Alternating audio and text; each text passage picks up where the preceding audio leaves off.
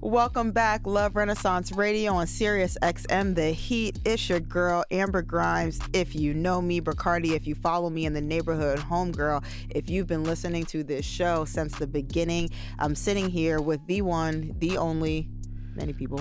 Justice wears cool pants, a.k.a. the Black Bobby Brown, even though Bobby Brown's already black, a.k.a. the more violent Nelson Mandela, a.k.a. the show-stopping Young Magic. I knew that we were going to get a new one today. You know? It just depends on whatever you're watching on TV, I guess, huh? Yeah, you know. I was really going to call myself Ric Flair, but I'm going to just leave it there. I like that, but make something for it later. Okay. I like that. Next episode. Okay. Okay. What's up, guys? We're so happy to be here. It is one of our favorite months of the year. It is Mental Health Awareness Month. Yes. Who decided that? I don't know who picks the holidays, but it's a good like, one. whoever is just picking, like, the days, like, I just need to know where they are so I can, like, slide a couple of my initiatives in there. You can, though. You can make a day out of, like, anything. You can, like, submit for, like, National whatever day. Who do you submit to? I don't know, like the internet or something. Like a PayPal? Probably. Yeah. Or you can just say anything you want to. Shout out Elon Musk. And the internet that he now owns. Yeah, he owns the World Wide Web. Yeah, basically. But it is Mental Health Awareness Month. Mental Health Awareness Month. It's May. Nobody loves mental health awareness more than LVRN. We take it very seriously here at this company. If you are not sure what mental health awareness means, this month we are recognizing our psychological well-being is an important part of our own health, productivity, and happiness. And we work in an industry where mental health is not always recognized. And I think that is something that I would like to talk about today, because I've seen we all have seen and experienced so many dangerous things happen to artists, so many conversations that aren't being had, so many times where we've shown up too late to help people because we haven't really paid attention to people's mental health and what's going on in the entertainment industry and how demanding it can be. I know that we as a company are taking many steps to change that, one of which is being 2 years ago, LVRN launched a mental health division in partnership with Just Be. Yeah, and so for our company, we offer First record label. You got to give them the buzzwords. Sorry, jargon. Yeah. So with that being said, we have offering mental health services to our full staff and our artists, and it has truly been something that has changed the game for us, just having those resources. And I hope that other labels and entertainment industries follow suit, but you got to sometimes lead the charge. So that's what we're doing. Yeah. I mean, for me, like, I like the idea of Mental Health Awareness Month because it works for people like me, right? Like, people like me, when I say that, I'm not saying it in the space of people that aren't even aware that there's a thing called mental health. Is that you? Or what that was it? It was me, right? Because I'm just like, oh, I don't know what y'all talking about. Like, work harder, do better, Like, that's a lot of people, you know though. what I'm saying? Like, oh, you pissed you off, well, get over it. You know what I'm saying? Like that's what it is, for a lot of my life growing up, right? Which obviously breeds tough skin, but there's a fine line between tough skin and just mental abuse. Yeah, I mean, well, we're gonna get to it, I guess, in a month, but July is actually Minority Mental Health Awareness Month. Oh, I know you're Lord. over it. I know.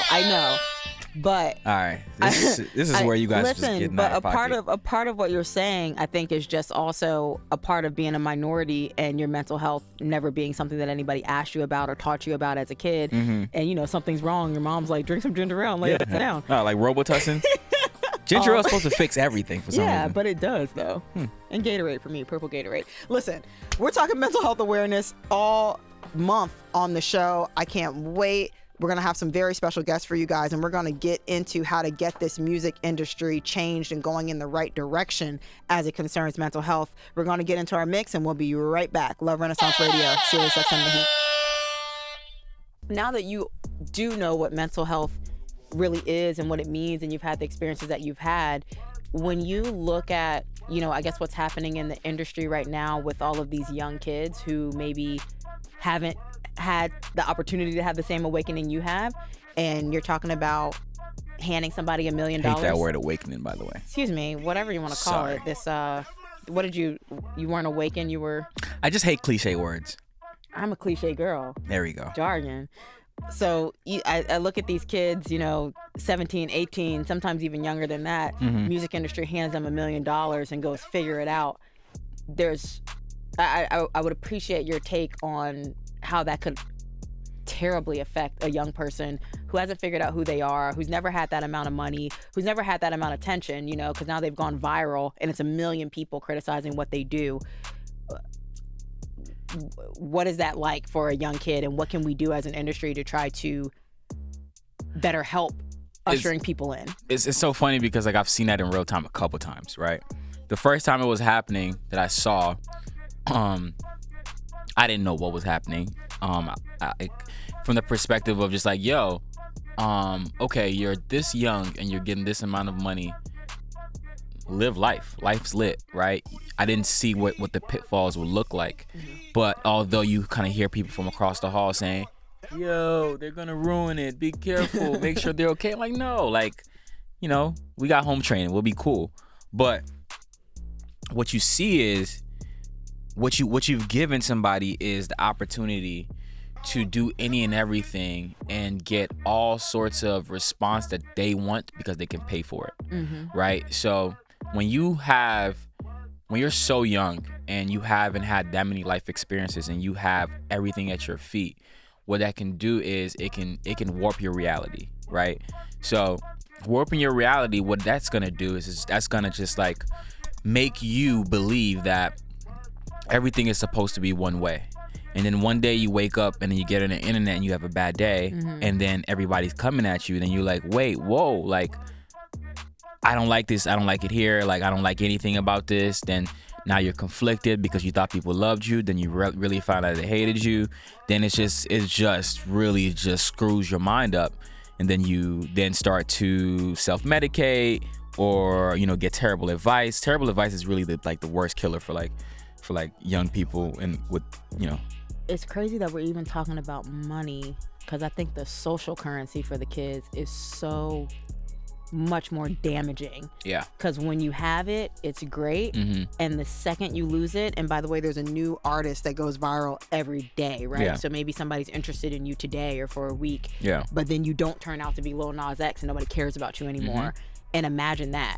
Yeah. Right? No, I mean their value is literally placed on a follower count, right? And if the basis of who you are is based on how many people care about you on social media or care to engage with your posts on social media, that in itself is a fleeting emotion, because there's always highs and lows, right? So yeah, no, it's a really tricky space to be in. And just again, like, I really believe that like the thing to really help fix that is, again, better advice and better mentors, but more importantly, a closer idea to explaining the real life experiences that artists need or people need. Don't even say artists, people need. And to be so young, right? Like, you have to be fired from a job, you have to fail at a college course and then explain it to your mom, and then now you FAFSA is threatening to take your scholarship away, and then you bounce back. No, I'm just saying, like, those real life things build that character that you could need. But when you dive into something so quickly, and you have 1 million people watching you, that's makes your mistakes so amplified, which could be. But social media for me, when I first started, like, all the way up until you could start like poking people and liking on Facebook, mm-hmm. was never about anybody's approval. Mm-hmm. There was no way to even like create this mindset of like, I have to be liked. Your social media was about what social media should be for: connecting, pictures, and like talking to strangers, which was not safe, but it's better than what's going on right now. When did like start? Facebook. Nah, people used to like on MySpace. Am I tripping? People used to comment. Yeah. Yeah, you could say some things, but I don't remember being liked on MySpace. You're right, because you wanted to have the most comments. But even then, it was still about But I didn't feel any type of way when I go look back at my old page. This is all Tom's fault. Yo, when I scroll back to my, what was that, when did Instagram start? My 2009 Instagram. I used to be having 3 comments, and I didn't give a shit. I was like, I'm on. I didn't care. And now the numbers are so important. Yeah, it's nasty. It's nasty. It's all Tom's fault. Let's blame Tom. No, it is Zuckerberg? Mark Zuckerberg's fault. Let's blame Tom Zuckerberg. was a saint, and he gets no credit for what he did for developing X. No. Tom, Soulja Boy. Tom, Soulja Boy. Tom, Wiz Khalifa. Tom's really a guy. Yeah. All those people were doing was making music. Kid Cudi. A great guy. Yeah, but great social guy. media turned into it's a blessing and a curse, right? Because people have been able to literally build a career off of their personalities, I watched someone like DC Young Fly be just a funny guy that hung around in Atlanta and turned his DC Young Fly. Yeah, I love DC. Turned his entire life around because of Vine and Instagram being able to showcase his talents. But on the other side, it's the worst drug when it comes to, well, do people really like this? Or do they not like it anymore? Or is this person's funnier than me now? I didn't get posted on the Shade Room. How am I going? So many unanswered questions that it's turned into just a place of destruction. And there's a bunch of, I watched some documentaries on Netflix, and it's very purposeful how they've done it. They know they're in the kids' They know minds. exactly what they're doing. Exactly what they're doing. I mean, they're literally shaping the next generation as we speak, right? To only care about being liked. It's an attention economy. No, it's wild. So people don't even care about the money. You actually feel broke because enough people don't like you. It's an insane thing. Yeah, I remember, when I was in elementary and middle school, the most that we got was oh, stop bullying campaigns. That's all we got. Those were good though. Yeah, no, it was terrible. They made us bully more. No. Yeah, the campaigns they used to have the weird commercial where it's just the guy just comes up to you and just slaps something out of your hand, and you're like, I'm telling Miss Parker. The anti-bullying campaign worked at my middle school. I don't know. Didn't work at my middle school, bro. It didn't work. But then it was just kind of learn how to find your values and what's important to you. And it wasn't, and you know what it is, you had to be bold at that time, right? You had to be bold to pick on somebody. You had to be bold to say something, and you weren't doing it behind your computer. And I feel that's what's made it worse now, because you actually don't have to be physically present to just ruin somebody's day. And that's what I feel is really making it worse on the kids. And everything's connected. If I did something in school, it's maybe the school hates me, but now it's the world hates me and I'm 16. That's insane. Yeah, that's nuts. Posting a kid on a blog because of something is kids should be off limits. Yeah, kids should be off limits. That'll be our anti-bullying campaign. Kids should are be off limits. Yeah, kids are off limits because you're gonna ruin their life. They have. That's the whole point of them being kids, right? They're supposed to learn. Exactly. Well, kids are off limits on Love Renaissance Radio, but you know what's not off limits? If you're These a kid and you adults coming suck, on here and singing on this talent show. No, if you're and a us kid saying, and you suck in the talent show, you're not off limits. No, please. No. Kids are off limits. Please, 18 and up. We're about to start the talent show. Please come on so we can tell you about yourself. Honestly, truly, Justice. Tell us how they win. And if you win, we can tell you about yourself, but I really don't want to. I want you to succeed. And so we can play your song on the next episode for millions of people. You can come on LVRN Gram at LVRNGRAM. And, we do Instagram lives. And you got to come. You got to give your acoustic version or live, whatever it is you got to do. An original, no covers. No covers. Please. No covers. And if it's a yay, you know what happens if it's a nay. Amber will tell you about yourself and bully you. Very constructively. I am not a bully. Anti-bullying. Beg to differ. All right, let's get into this.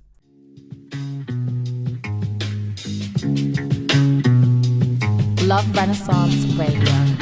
SiriusXM The Heat. Black Bobby Brown, even though Bobby Brown's already black. I can only imagine what your girlfriend has to deal with moving in with you. Love Renaissance. Hell on earth.